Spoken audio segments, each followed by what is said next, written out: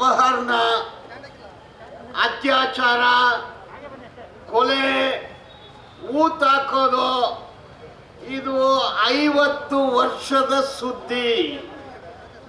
ವೇದವಲ್ಲಿ, ಪದ್ಮಲತಾ, ಸೌಜನ್ಯ, ಯಮುನಾ, ಲಕ್ಷ್ಮಿ ಇದು ಧರ್ಮಸ್ಥಳದಲ್ಲಿ ಕೇಳಿ ಬರುವ ಹೆಸರುಗಳು.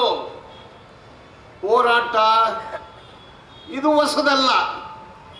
ಕಳೆದ 2 ತಿಂಗಳಿಂದ ಒಬ್ಬ ಮುಸುಕಧಾರಿ FIR, ಸಿಟ್ಟು ಮತ್ತೆ ಮೂಳೆಗಳು, ಬುರುಡೆಗಳು, ಸ್ಕಲ್ಸ್ ಅಂಡ್ ಬೋನ್ಸ್, ರಾಡಾರ್ಸ್ ಇದು ಒಂದು 2 ತಿಂಗಳಿಂದ ಕೇಳಿ ಬರ್ತಾ ಇದೆ.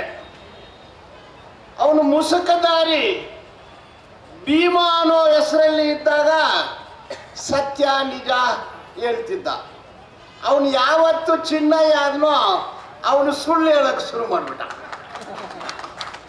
ನಿಜ ಸುಳ್ಳಾಯಿತು, ಸುಳ್ಳು ನಿಜ ಆಯಿತು. ಈಗ 10-15 ದಿವಸಗಳೆಲ್ಲ ಬರೋ ಸುದ್ದಿ ಗಡಿಬಾರ್, ಬಂಧನ, ಜೈಲು ಇದು 10 ದಿವಸದಿಂದ ಬರ್ತಾ ಇದೆ.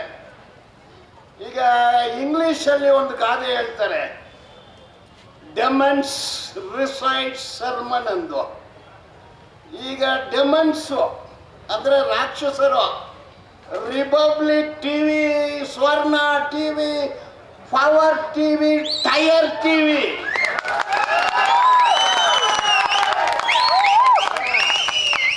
ಎಲ್ಲಾನು ಲಯರ್ ಟಿವಿ ಇದು ಬರ್ತಾ ಇದೆ. ಈಗ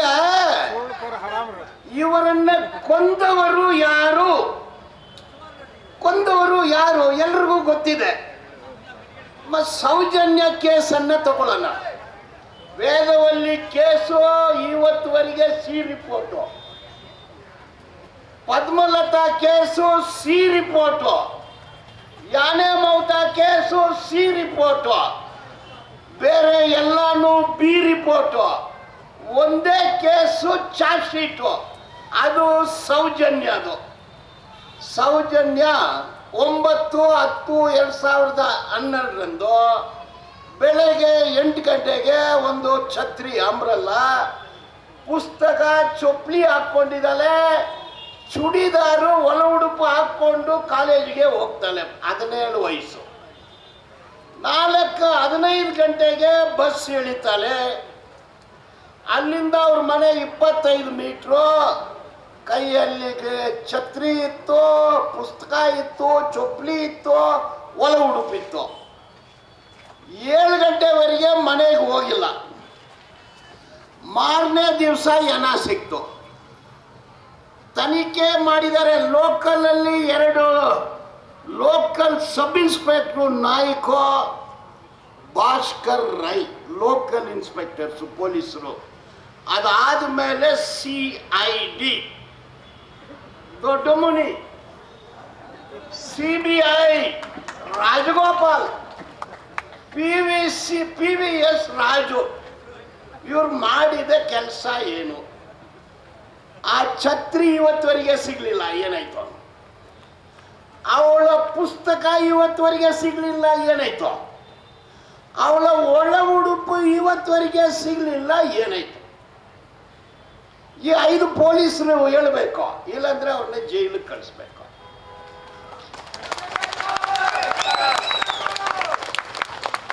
ಡೆಡ್ ಬಾಡಿ ಸಿಕ್ತು. ಪೋಸ್ಟ್ ಮಾರ್ಟಮ್ ಮಾಡಿದ್ರು. ಆದಮ್ ಅಂಡ್ ರಾಶ್ಮಿ ಇಬ್ರು ಡಾಕ್ಟರ್ಸು. ಡೌಟ್ ನನಗೀಗ MBBS ಓದಿದ್ದಾರ ಇಲ್ಲ ಎಲ್ಲಾಗ್ಲೂ ಪುಕ್ಸಾಟಿ ಗ್ರಾಜುಯೇಷನ್ ಸರ್ಟಿಫಿಕೇಟ್ ತಗೊಂಡ್ಬಂದಿದ್ದಾರೆ. Basic knowledge in a rape case ಅದು ಏನೇನು ವಶಪಡಿಸ್ಕೊಳ್ತಾರೆ, DNA items.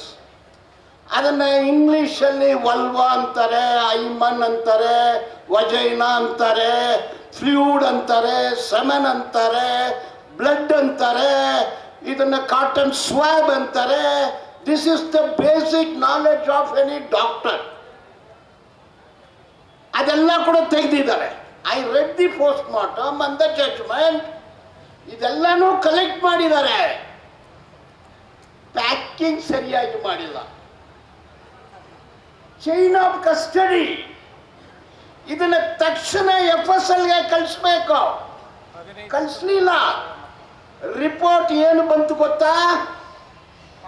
These items R unfit for examination.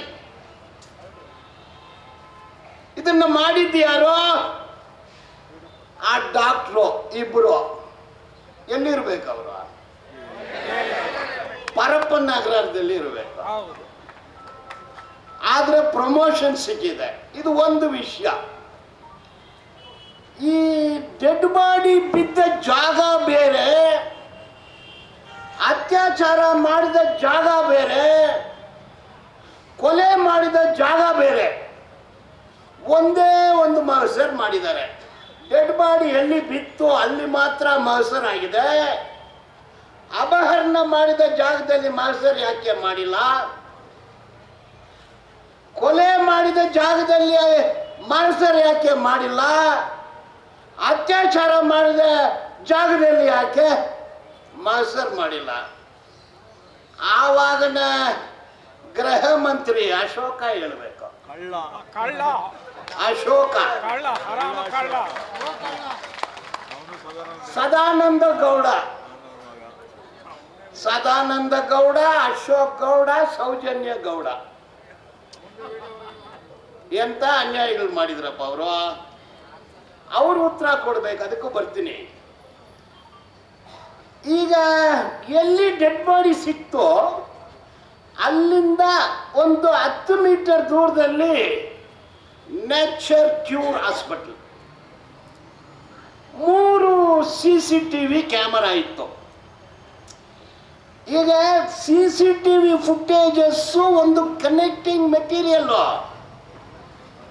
ಇವತ್ತು ನಾವು CBI CCTV ಫುಟೇಜ್ ಕಲೆಕ್ಟ್ ಮಾಡಿಲ್ಲ, CID ಮಾಡಿಲ್ಲ, ಲೋಕಲ್ ಪೊಲೀಸು ಮಾಡಿಲ್ಲ. ಈ ಕಿತಾಪತಿ, ಭೂಪತಿ, ತಿರುಪತಿ, ವೆಂಕಟಾಚಲಪತಿ, ಗಜಪತಿ ಇವ್ರನ್ನೆಲ್ಲ ನಾವು ಕಲಿಸ್ಬೇಕು. ತಿರುಪತಿ ಇದು ಯಾಕೆ ಮಾಡಿಲ್ಲ? ಇವತ್ತವರೆಗೆ ಮಾಡಿಲ್ಲ. CCTV ಫುಟೇಜಸ್ಸು ಮಾಡಿಲ್ಲ.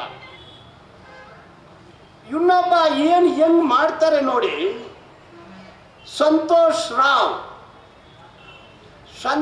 ರಾವ್ ಹೋಟ್ಲಲ್ಲಿ cleaner, mentally imbalanced, mental patient. ಅವನಿಗೇನು ಗೊತ್ತಾಗೋದಿಲ್ಲ. ಅವನ್ನ ಹಿಡಿದಿದ್ದು ಯಾರು? 3 ಜೈನು. ವಿಕಾಸ್ ಜೈನು, ಧೀರೇಜ್ ಜೈನು,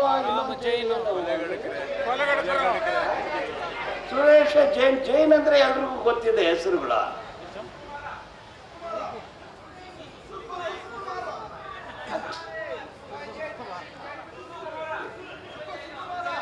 ಓಕೆ, ಏನೋ ಒಬ್ರು ನೋಡಿ. ಇವರು 3 ಜನ ಸಂತೋಷ್ನನ್ನ ಬಂಧಿಸ್ತಾರೆ. ಯಾಕೆ ನೋಡಿದ್ರ? ಅವರು ಯಾವ ಕಾರಣದಿಂದ ಮಾಡಿದ್ರು? ಆಯ್ತು, ಸಂತೋಷ್ ರಾವ್ ಅತ್ಯಾಚಾರ ಮಾಡಿದಾನೆ ಅಂದು ಸ್ವರ್ಣ TV ಅವರು ಹೇಳ್ತಾರೆ. ಅರುಣ ಗೋಸ್ವಾಮಿ ಕೂಡ ಅದನ್ನೇ ಹೇಳ್ತಾನೆ. ಸಂತೋಷ್ ರಾವ್ ಡಾಕ್ಟ್ರು ಹೇಳ್ತಾರೆ ಅವನಿಗೆ ಫಿಮೋಸಿಸ್ ಕಾಯಿಲೆ ಇದೆ, ರೇಪ್ ಮಾಡಕ್ ಆಗೋದಿಲ್ಲ ಅಂತ ಡಾಕ್ಟ್ರು ಹೇಳ್ತಾರೆ. ಅವನ ಮೇಲೆ ಗಾಯ ಇರಲಿಲ್ಲ, DNA ಮೆಟೀರಿಯಲ್ ಸಿಗ್ಲಿಲ್ಲ, ಫ್ಲೂಯಿಡ್ ಸಿಗ್ಲಿಲ್ಲ, ರಕ್ತ ಸಿಗ್ಲಿಲ್ಲ, ಆದ್ರೆ ಇವನೇ ಅತ್ಯಾಚಾರ ಮಾಡ್ದ ಅಂದು. ಈ ತರ ಹೇಳ್ಕೊಂಡು ಹೋದ್ರೆ ಇನ್ನು ಅರ್ಧ ಗಂಟೆ ಬೇಕಾಗುತ್ತೆ. ಇಷ್ಟಿಗೆ ಬಿಟ್ಟು ಇದು ಡಿರೈಲ್ ಮಾಡಿದ್ದು ಯಾರೆಂದು ನೋಡಿದ್ರೆ ವೀರೇಂದ್ರ ಹೆಗಡೆ. ಎಲ್ಲ ಮಾಧ್ಯಮದಲ್ಲಿನೂ ಇದೆ, ಗೂಗಲ್ ಮಾಡಿ ನೋಡಿ. ಆತ ಹೇಳ್ತಾನೆ ಸೌಜನ್ಯ ಅತ್ಯಾಚಾರ ಆಯ್ತು, ಸೌಜನ್ಯ ಕೊಲೆ ಆಯ್ತು, ಸೌಜನ್ಯ ಏನ ಸಿಕ್ತು. ಇದೆಲ್ಲ ನನಗೆ ಗೊತ್ತಾದ ಮೇಲೆ ಫೋನ್ ತೆಗೆದು ಗೃಹ ಮಂತ್ರಿ ಅಶೋಕ್ ಗೌಡ ಹತ್ರ ಮಾತಾಡಿದೆ. ಅಶೋಕ್ ಗೌಡ ಪೊಲೀಸರಿಗೆ ಸೂಚನೆ ಕೊಟ್ಟರು.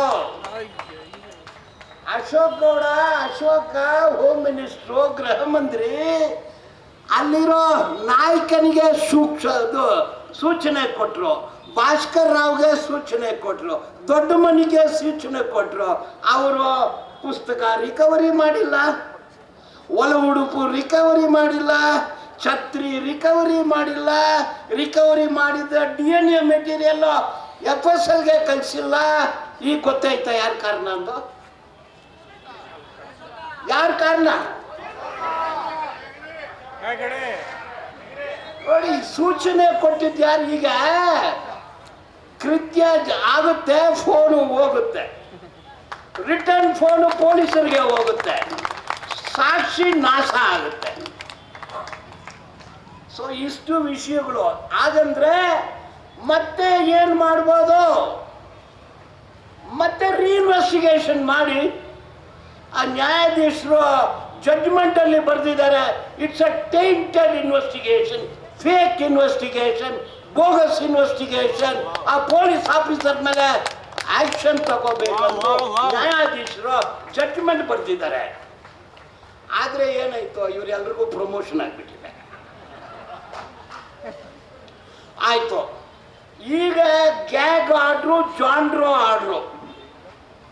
ಜಾನ್ಡ್ರೋ ಆರ್ಡರ್ ಅಂದ್ರೆ ಅದು patent right, intellectual property right. ನ್ಯಾಯಾಧೀಶರು ಜಾನ್ಡ್ರೋ ಆರ್ಡರ್ ಕೊಟ್ಬಿಟ್ರು. ನಾನು ಕೇಳಿದೆ ನ್ಯಾಯಾಧೀಶರ ಹತ್ರ, ಸ್ವಾಮಿ ರೇಪು, ಮರ್ಡರು, ಕಿಡ್ನಾಪ್ಗೆ ಏನಾದ್ರು ಪೇಟೆಂಟ್ ರೈಟ್ ಕೊಟ್ಬಿಟ್ಟಿದ್ದೀರಾ ಅಂದು. 50 ಲಕ್ಷ ಖರ್ಚು ಮಾಡಿ ಒಂದು ಜಾನ್ಡ್ರೋ ಆರ್ಡ್ರು, ಗ್ಯಾಗ್ ಆರ್ಡ್ರು ತಗೊಂಡ್ಬಿಟ್ರು. 50 ಲಕ್ಷ ಖರ್ಚು ಮಾಡಿ. ನಮ್ಮ ನವೀನ್ ಸೂರಂಜ್ ಅಲ್ಲಿ ನಿಂತ್ಕೊಂಡಿದ್ದಾರೆ ನೋಡಿ, ಅವ್ರು ಒಂದು ವಕಾಲತ್ ಹಾಕಿ, ವಕಾಲತ್ ಫೀಸು ಇಲ್ಲ ಕೊಟ್ಟಿಲ್ಲ. ಅವರು ಒಂದು 10 ರೂಪಾಯಿ ಖರ್ಚು ಮಾಡಿ ಟೈಪ್ ಮಾಡಿ 50 ಲಕ್ಷ ರೂಪಾಯಿ ಆರ್ಡ್ರನ್ನ ಕಿತ್ತಾಕ್ಬಿಟ್ರು. ನೋಡಿ, ಅದು ಕಮ್ಯುನಿಸ್ಟ್ ಅಂದ್ರೆ 10 ರೂಪಾಯಿಯಲ್ಲಿ ಕಿತ್ತಾಕ್ಬಿಡ್ತಾರೆ. ಅದು ಕಿತ್ತೋಗಿರೋ ಆರ್ಡ್ರು ಕಿತ್ತೋಯ್ತು.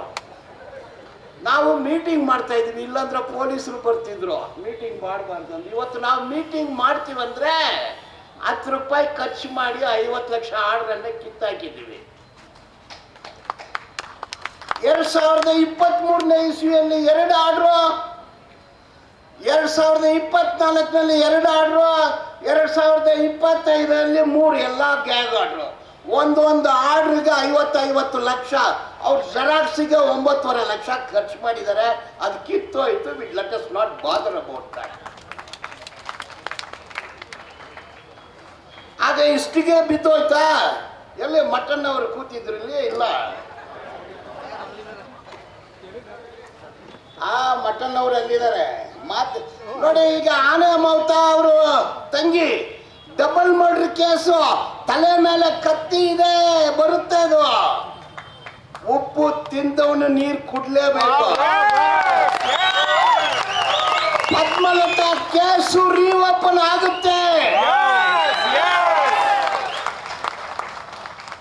ನೋಡಿ, 2004, 2005 ನಿರಂಕಾರಿ ಕೊಲೆ, ರೇಪ್, ಜೈಲು, ಹ್ಯಾಂಗಿಂಗ್.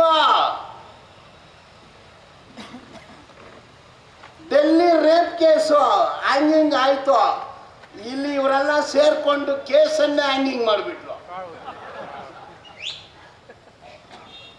ನ್ಯಾಯ ಸಿಗುತ್ತೆ ಅಂದ್ರೆ ವೇದವಲ್ಲಿ ಪದ್ಮಲತಾ, ಸೌಜನ್ಯ, ಲಕ್ಷ್ಮಿ ಫ್ಲವರ್ ಅಲ್ಲ, ಫೈರ್ ಉರಿತಾನೆ ಇರುತ್ತೆ.